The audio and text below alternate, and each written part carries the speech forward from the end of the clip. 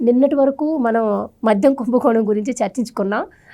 So, అసలు అధికారం ఇచ్చింది మాకు ప్రజలు దోచుకోవడానికే అన్నట్టు అసలు ఏమాత్రం బయటపడుతుందేమో అన్న భయం కూడా లేకుండా 30 ఏళ్ళు మాదే అధికారం మేమేం చెప్తే అదే అన్నట్టు ఇష్టం వచ్చినట్టు చేశారు సార్. ఈరోజు మరో కుంభకోణం. అసలు జరుగుతున్న అభివృద్ధిని పక్కన పెట్టేసి ఈ రోజు ఇలా ఒక కుంభకోణం గురించి చర్చించుకోవాల్సిన పరిస్థితి ఇప్పుడు ఆంధ్రప్రదేశ్లో కనిపిస్తూ ఉన్నాయి. సో, మీరేం చెప్తారు? ఇది అంటే మద్యం కుంభకోణం కన్నా ఇది ఇంకా పెద్దది అంటున్నారు. మీ అనాలిసిస్ ఏంటి దీని మీద? అంటే మద్యం కుంభకోణం కన్నా పెద్దది కాదు. మద్యం కుంభకోణం అది ఎట్లా జరిగిందంటే ప్రజల మొత్తం ప్రాణాలన్నీ పణంగా పెట్టుకొని సంపాదించుకున్నారు ఆ డబ్బులతోటి. ఈ క్వాడ్జి కుంభకోణం ఏంటి అంటే ప్రకృతిని కొల్లగొట్టి చేసుకున్నది. అంటే మనిషికి ప్రకృతికి మొత్తం సమస్త భూచరాలకి కీడు చేసే కుంభకోణాలు ఈ జగన్మోహన్ రెడ్డి టైంలో జరిగినాయి. ఇది క్వాడ్జి మైనింగ్ అసలు ఎంత దారుణమైన మైనింగ్ అంటే జగన్మోహన్ రెడ్డి టైంలో క్వాడ్జికి బాగా డిమాండ్ వచ్చింది. చైనాలో బాగా డిమాండ్ వచ్చింది అన్నమాట. డిమాండ్ వచ్చింది, ఇంకా తవ్వుకుందాం ఒక్కటే ఆలోచన తప్ప అది ఏంటి అసలు ఏంటి చట్టబద్ధమా కాదా ఆలోచించేంత ఓపిక కూడా లేదు, అంత తీరిక లేదు, అంత బాధ్యత లేదు. క్వాడ్జికి డిమాండ్ వచ్చింది, చూసుకో ఎక్కడుందా క్వాడ్జి అంటే నా దగ్గర ఉందండి అని కాకాని గోవర్ధన్ రెడ్డి ముందరికి రావటం. మొత్తం ఆ క్వాడ్జి మైనింగు ఎక్కడెక్కడ వెసులుబాటు ఉంది అంటే ఆ రుస్తుం మైనింగ్ అనే దానికి ఒకటి క్వాడ్జి లీజు మొన్ననే అయిపోయిందండి. లీజ్ అయిపోయిందా, ఓకే వాడికి రెన్యూ చేయకుండా దాన్ని మనమే కొట్టేద్దామని చెప్పి ప్లాన్ వేశారు. రుస్తుం మైన్స్ది ఓనర్కి రెన్యూ చేస్తే రెన్యూ చేయాలి, లేకపోతే మళ్ళీ టెండర్లు పిలవాలి, ఏదో చేయాలి. అది మొత్తం ఎక్స్పైర్ అయిపోయిన తర్వాత వీళ్ళే దాన్ని ఇల్లీగల్గా అనుమతులు లేకుండా తోకోవడం మొదలుపెట్టారు. ఎంత క్వాడ్జి తవ్వారో తెలుసా? 800 కోట్ల రూపాయల క్వాడ్జి తవ్వారు.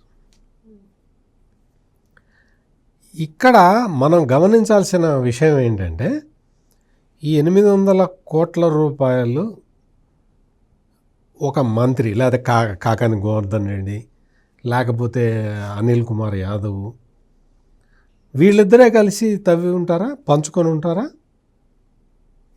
సాధ్యం కాదు కదా. అంటే పైనున్న వాడికి తెలియకుండా 800 కోట్లు 1600 కోట్లు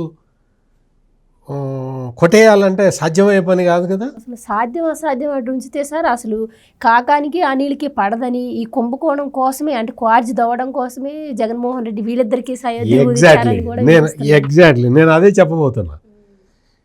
ఈ కాకాని గోవర్ధన్ అంటే అనిల్ కుమార్ యాదవ్ని తీసేసి మంత్రిగా అతనికి ఇచ్చారు, కాకాని గోవర్ధన్ రెడ్డికి ఇచ్చారు.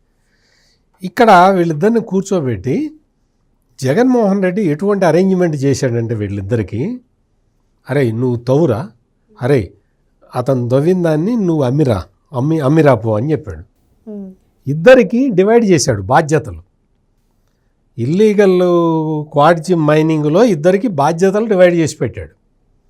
అంటే ఏంటి, వీళ్ళిద్దరికీ పడదు కదా, తవ్విన వాడు తక్కువ తవ్వానని చెప్పి లాభం కొట్టేస్తాడేమో అన్న డౌటు, లేదు ట్రాన్స్పోర్ట్ చేసిన వాడు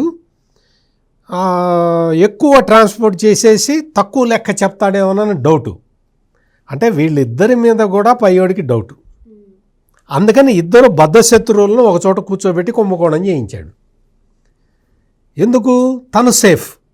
అంటే ఇక్కడ ఎంత తవ్వాడు, ఎంత డిస్ట్రిబ్యూట్ చేశారు అనేది 2 లెక్కలు పర్ఫెక్ట్గా వస్తాయి.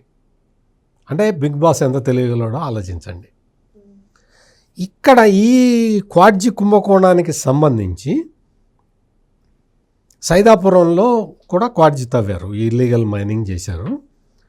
అక్కడ ఒక quartz owner, quartz mines owner ఒక అతను కంప్లైంట్ ఇచ్చాడు పోలీసులకి, ఏపీ సిఐడి పోలీసులకి కంప్లైంట్ ఇచ్చాడు. ఇదంతా కూడా ఈ అరేంజ్మెంట్ అంతా కూడా వీళ్ళిద్దరి మధ్య చేసి పెట్టినవాడు, వాటాలు డిస్ట్రిబ్యూట్ చేసి పెట్టినవాడు, మొత్తం ఇల్లీగల్ మైనింగ్ అంతా చేసి పెట్టినవాడు సజ్జల రామకృష్ణారెడ్డి అని ఇచ్చాడు. ఆ కంప్లైంట్ ఇంకా పోలీసుల దగ్గర ఉన్నది. సజ్జల రామకృష్ణారెడ్డి, ఆయన కొడుకు సజ్జల భార్గవ్ రెడ్డి, వీళ్ళు ఈ అరేంజ్మెంట్ చేశారు అని సైదాపురానికి చెందిన ఒక మైన్ ఓనరు పోలీసులకి సాక్ష్యాలు ఆధారాలతో సహా కంప్లైంట్ చేశాడు. ఆ కంప్లైంట్ కరెక్టా కాదా కూడా చూడాల్సిన బాధ్యత ఇప్పుడు పోలీసుల మీద ఉన్నది.